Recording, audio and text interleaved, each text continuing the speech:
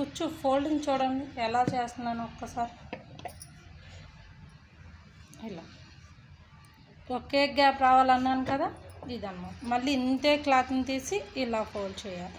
కుచ్చు పక్కన కుచ్చు వచ్చింది, ఎక్కడ కుచ్చు మీద కుచ్చు రాలేదు చూడండి. ఇది గ్యాప్కి ఈ గ్యాప్కి సరిగ్గా ఈక్వల్గా ఉండాలి. తీసుకుని మళ్ళీ మీరు కిందన ఉన్న దానికి మళ్ళీ కుచ్చు పెట్టాలి. రెండు వేసి కుచ్చులు పెట్టుకుంటే ఈజీగా ఉంటుంది.